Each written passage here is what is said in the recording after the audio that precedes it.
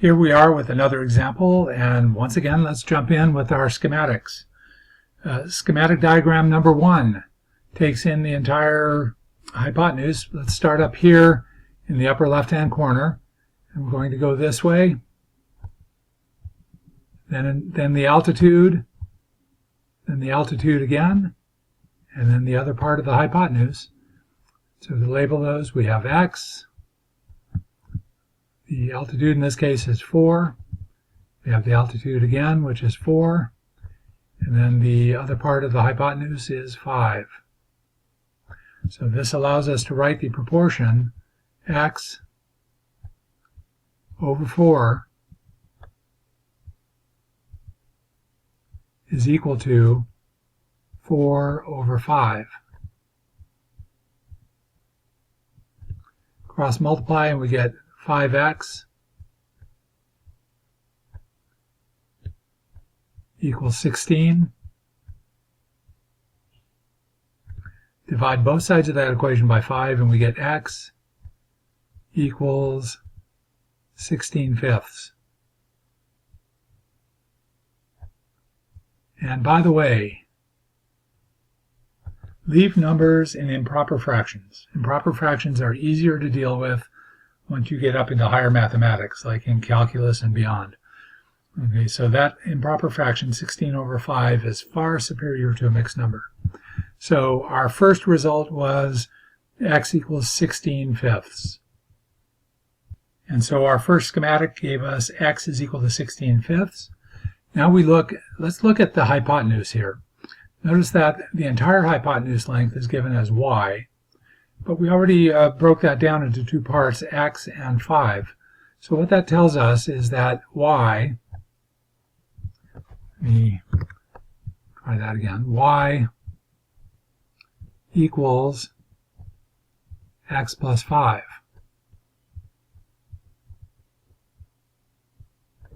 Which means that y is equal to 16/5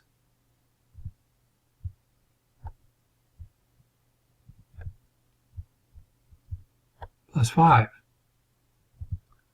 Bringing down our equal sign, that's the same as 16/5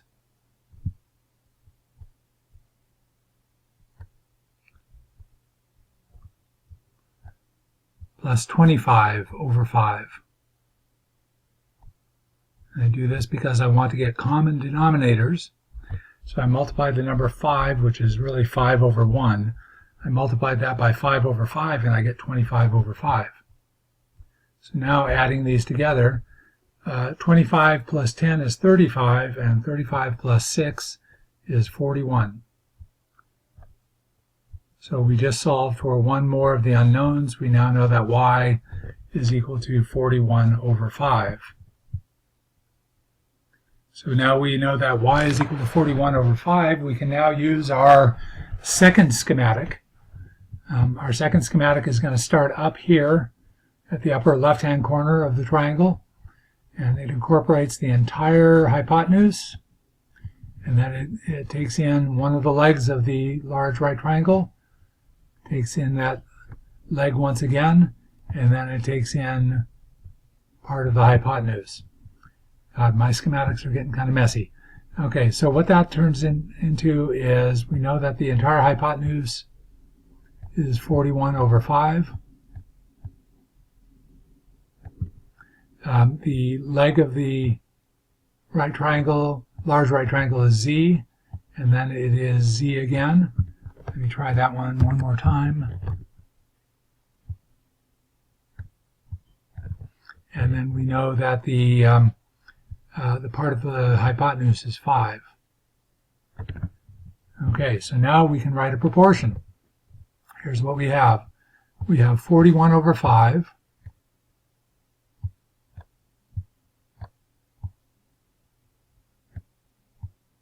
over z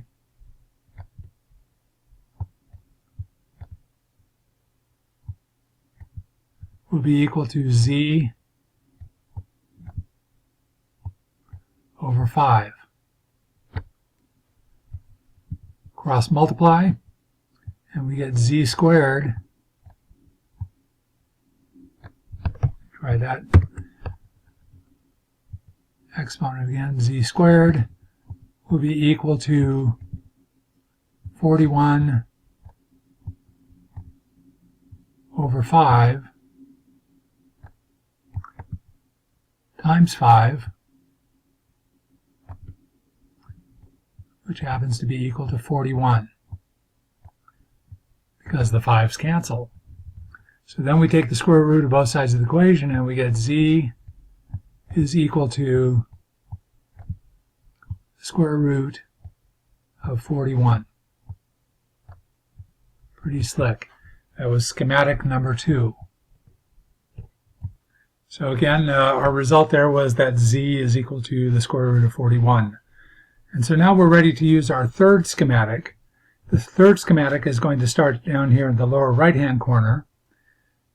It takes in all of the hypotenuse, takes in that vertical leg of the big right triangle, again takes in the vertical leg of the big right triangle, and then takes in that part of the hypotenuse.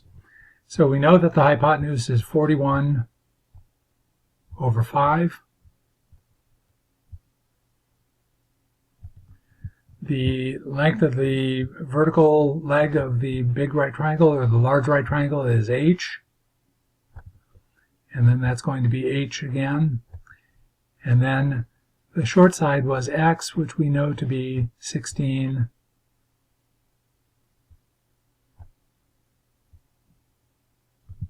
over 5.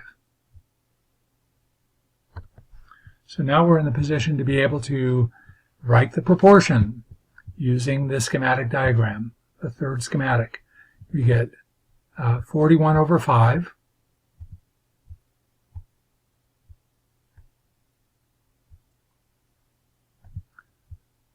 That fraction divided by h is, oh boy, I made that look like greater than symbol. Didn't mean to do that. Let's try that again. Okay, that's equal to h. That's an ugly h. Try that again. H over 16 over 5.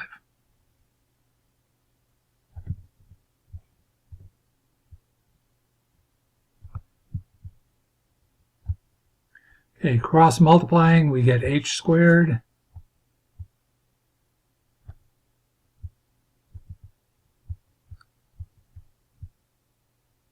is equal to 41 over 5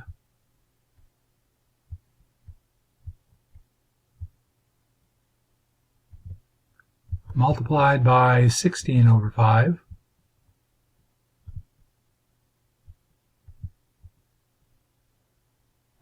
And notice that in the denominator, 5 times 5 is 25, and that's a perfect square. So we have a perfect square in the numerator, which is 16. We have a perfect square in the denominator, which is 25, and that is going to affect what we get when we take the square root of both sides of the equation here. When we do that, we had 16 in the numerator, 25 in the denominator. The square root of 16 is 4. The square root of 25 is 5.